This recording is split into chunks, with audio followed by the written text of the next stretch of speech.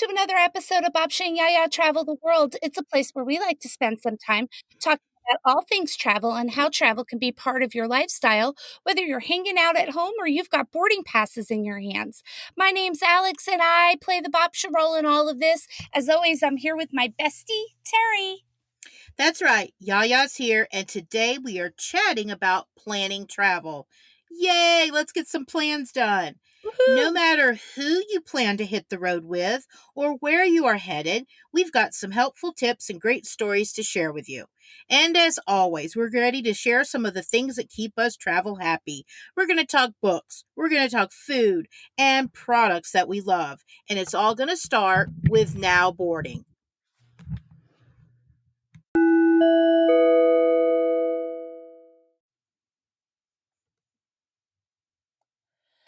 So today we are talking about my big fat trip planning strategy. That's right. It sometimes takes me a year to plan with my family about where we'll be going in the summer. You may say, I don't understand why it takes you a year. We'll get to that in a little while, but we do have some inspirational now boarding picks that are really worth it.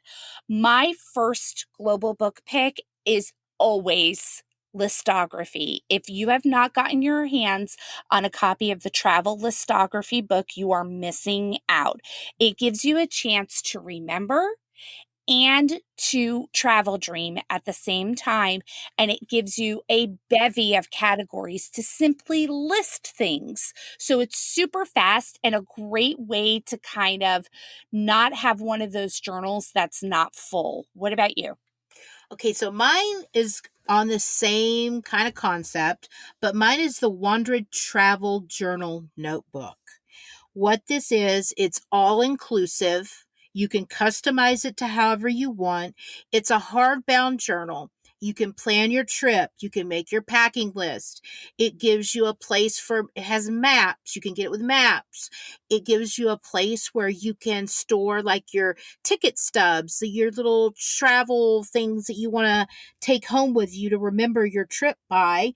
You have a place to journal and take notes about your trip. So then when you get back, everything is all inclusive in that book. Before you go, while you're gone, and when you get back. And I love that idea because, there is a time when somebody will say, oh, I'm going to Bruges or I'm going to Singapore. And you're like, oh my gosh, you have to go to this restaurant. Right. And you don't have the name of it off the top of your head. This is the book that gives you the reminder and the opportunity to kind of jot those things down. I loved this book too. I was a real fan of it. And there's a video on Amazon to watch with it. Watch the video and you'll be like, oh, take my money. Yeah. Yeah. I do like that one a lot. And I think that book also brings us to the idea of not giving in on the planning phase once you're done with the itinerary. It's great to have the itinerary done, but that doesn't mean you're done planning. Take some Yeah. time. Yeah, take some time. Plan your luggage. Are there things that you can share with the group that you're going with? Are there items like maybe curling irons or shampoo that you can share with the girls on your trip that it works for everybody? What clothing items can you bring with you that you can get away with more than one wear before they need to be laundered? Because in the end, if you do plan those things, you'll wind up with a lighter suitcase, and the less is better. So, Yes. what about you? What about a travel trip when you're planning a big trip like this?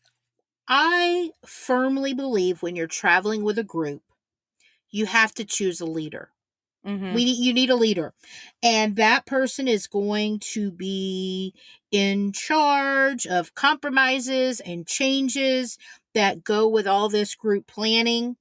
And I want to say it's probably like a roller coaster because I never want to be the leader. I think you're a perfect leader for this. You make the little Facebook private group so you keep us up to date on everything. Mm-hmm. It's so great because it's so important to communicate everything.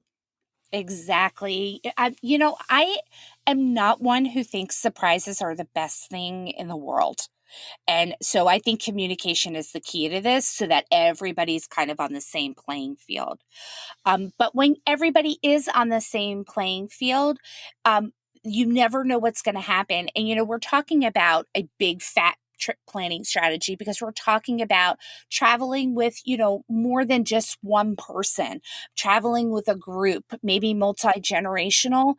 Have travel insurance. And my pick for travel insurance is Yonder Travel. If you have not heard of them, we have the link in our show notes to them. I am a real fan of how they kind of match the right travel insurance with your needs. And I do think that you get a very reasonable price for what you're getting. Good bang for buck. What about travel binges? What are you seeing? Well, I'm going to go to my good standby that I just really love. Travels with My Father. I Oh could my watch gosh. that all day, every day. I could watch the repeats, even though the new season with the trips to Australia are out. It's just a great show to watch. Travel buddies, and they go Yeah. all different places. It's just amazing. I What love about that we you? get I love that we get to see the mom this year a little bit more. Like Yes. And moms and pops a Winston. little bit. And Winston's there always. Winston's Yeah. there. You go Yes, everybody, you need to spoiler. watch it. You need to watch it so Yes. you can find out who Winston is. Yes. You know who also has a new season? Who? My travel binge buddy Rick Steves has a new season. Woohoo! Um, Woo! if you are not part of the travel community and you're just kind of dipping your toe in, if you're interested in Europe at all, you need to get to know this guy, Rick Steves. He is the probably the most pragmatic tour guide book writer, and he Mhm. has a great show that kind of echoes everything in his travel guides. And he has a new season. And so far, we have been to the Swiss Alps and to Mont Blanc. And I heard, with all the COVID-19, they had to cut it short. And I am heartbroken because his shows were supposed to end in Poland. He was going to do 3 shows on Poland, which he hasn't done in years and years and years, but they had to cut it short. So, Oh. yeah, but hopefully he says they're going to get back on it as soon as they possibly can. So I am looking forward to that. What about travel food? Well, if you're anything, your family's kind of like, is not like mine because I have picky eaters. You do not. So, for my suggestion is to plan for those food obstacles. Hmm. And one good thing to do is trying your dishes, what you're going to experience over there. Let them taste it before you go. Hmm. you know, Go have a cultural night out and get some food that you're going to experience on your trip so they can be prepared. Yeah. And, I have to add to that. One of the best things to do with picky eaters is to get a ton of appetizers and kind of share, Yeah. because then you can kind of try a lot of things. And if there's really something you don't like, you're not obligated to a whole plate full of it. So that can help with picky eaters too. Now, when it comes to travel tech this time around, I have to tell you about an app called Culture Trip. Culture Trip is this incredible app that matches your interests with the destination that you're going to make sure you're kind of sticking that little bit of culture in there. And it's a really great place to source for that person who's leading your group, to source maybe some ideas for people who aren't feeling it yet. So, a good place to go. What about you? I have a website that I've come across called Travo, and it Mhm. is an itinerary planner. Mm, What do I know you like to do your own itineraries because that's what you do. yeah. Um, but for someone who is not accustomed to doing that, this is a great little website to go to. I mean, Yeah. it asks you like how long you're going, when are you going to start? When is it going to end? Do you have other destinations you're going to go to that you can add in? How many Mhm. people? They ask you about what activities you would like to do, and then it makes your itinerary. So I think that's awesome. At least it's something, to get some ideas from. Yeah, I like that. I like that a lot, actually. So, if you're like most people, you have one shot a year to book the vacation of a lifetime. Sometimes bloggers who travel forget about that because we use every moment we can throughout the year to continue our quest to blog.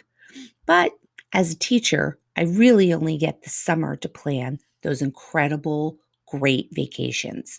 And I'm not talking about a quick trip down to Florida or a long weekend or a girls' trip to Vegas. I'm talking about bucket. It takes some serious trip planning, list travel. I'm talking about those 14 precious days that make the most memories for you and yours. For me, I have peace of mind when I am well planned and well documented. So it literally takes me one whole year to plan, travel, and wrap up my summer trips each year. You may think that is incredibly long and way too much, but I beg to differ. I don't do anything more than what's expected, but I do have a clear process. Let me share it with you. It's the holidays, and I'm getting together with my family near and far. The food and drinks are plentiful. Everyone is full of festive cheer. That cheer inevitably leads down memory lane and talk of adventures and mishaps, which always seem to roll right into that wonderful question: where to next? The planning year has started. The new year brings the answer to all of that chit chat about where to go and who's going to join in. That's my cue. Surprisingly, I'm my family's resident trip planner to get going.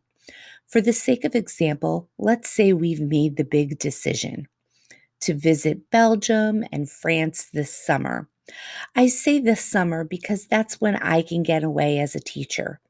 If you can travel outside the summer's high season in one of the shoulder seasons, Easter to Memorial Day or Labor Day to Columbus Day, by all means take advantage.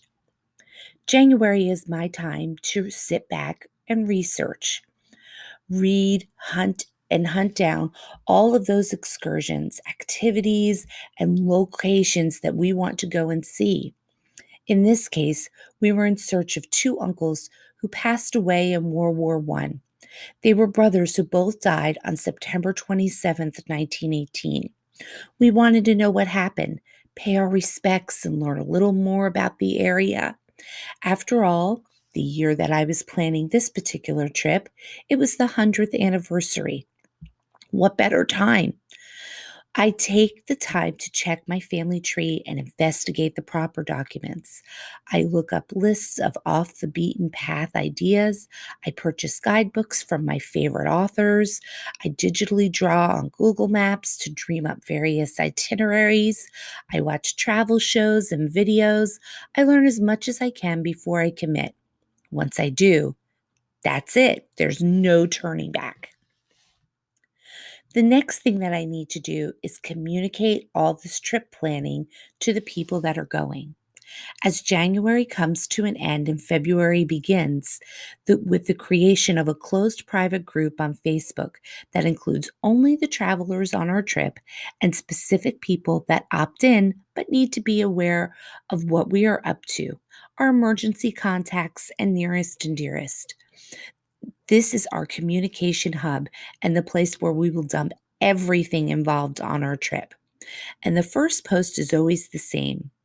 The sentence: "Excuse me, may I have a glass of white wine, please?" In whatever language we will need, because that's going to be our first order of business when we get settled wherever we are. The second post is always about air travel. It's time to book, and that's my February task: getting everybody on a plane together. For us, we all travel to one airport from wherever we are and meet up and then continue on together. That takes a lot of coordination and decisions about money. Do you plan to all book together, or is someone going to book and everyone reimburse the purchaser? Perhaps you all contribute to an account ahead of time. Your choice, your comfort level, of course. In this case, we booked our tickets together and decided to meet in Atlanta. I like to book my tickets well ahead of my trip. I can have those completely paid for well before I take off and not overwhelm my budget all at once.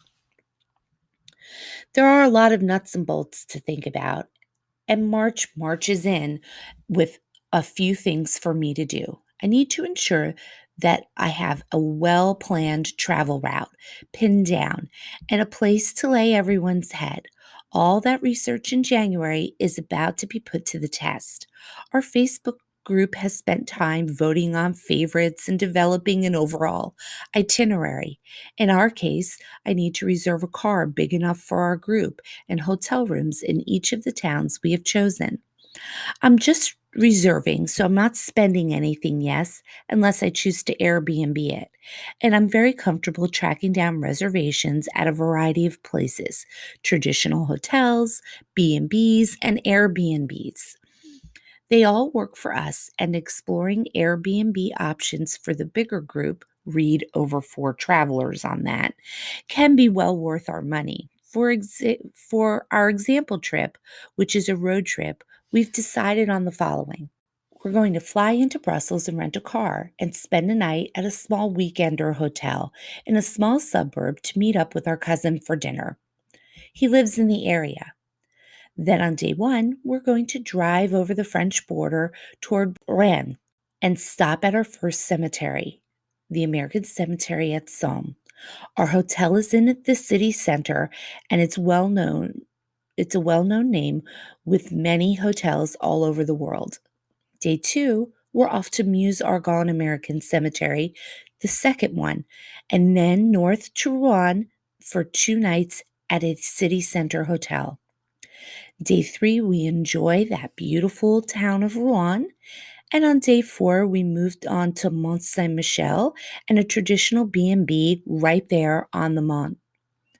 Day five, we're in a bayou at an Airbnb, and we spend the next day enjoying the area within the Normandy coast region and all of the D-Day experiences.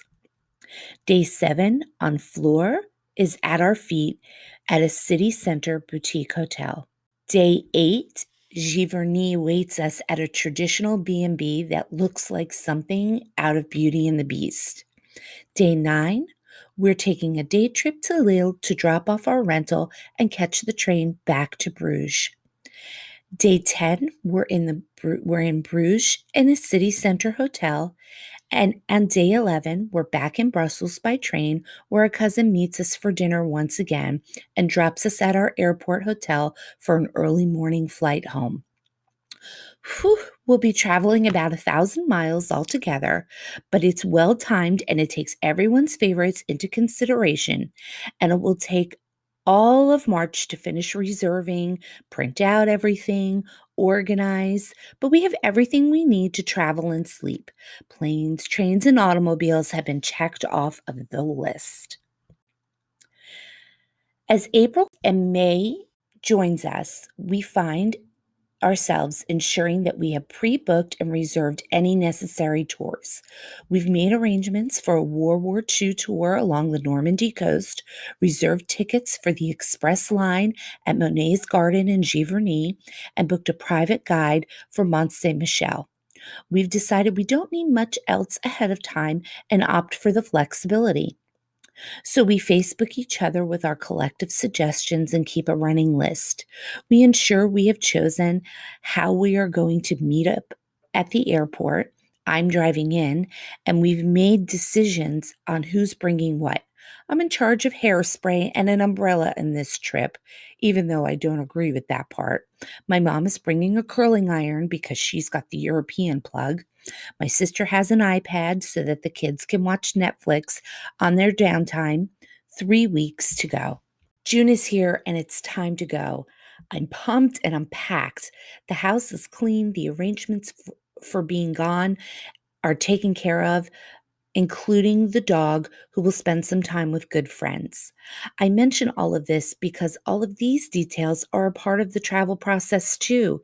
It's not just the tickets and the hotel confirmation numbers.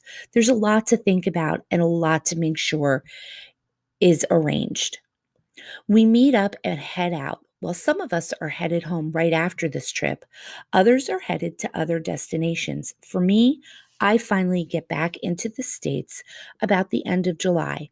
Now, I know it sounds like a long time, but I'm staying with family and enjoying my summer before I head back to the classroom.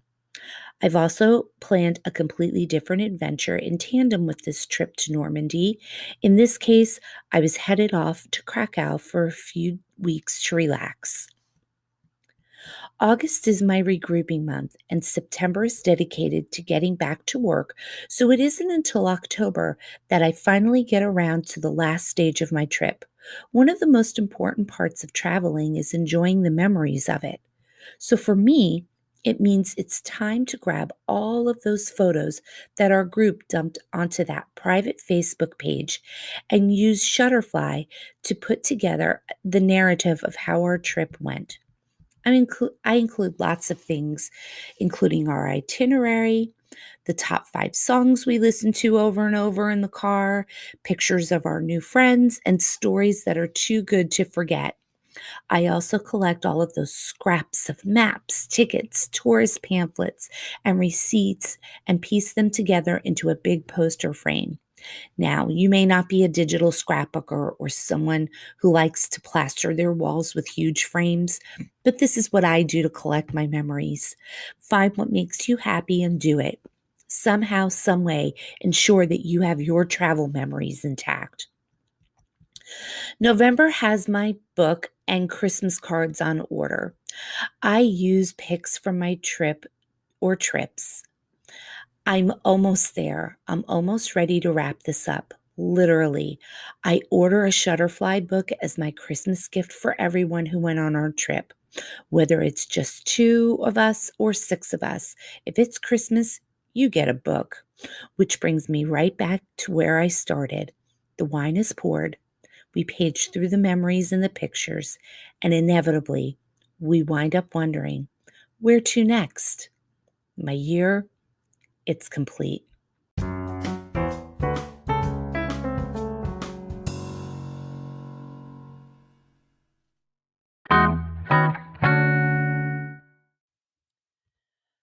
Okay, Terri, in this edition of I Agree, the question is, are private tour guides worth it? I am going to say I agree with that. I think there's some places that lend themselves to private tour guides, and I think sometimes you can get a more personal experience than if you were in a group or if you did a self-guided tour. How about you? Yeah, I have to say, I think private tour guides are totally worth it. First of all, you're putting money into the local economy, which I like. Mm-hmm. I'm already a fan of that.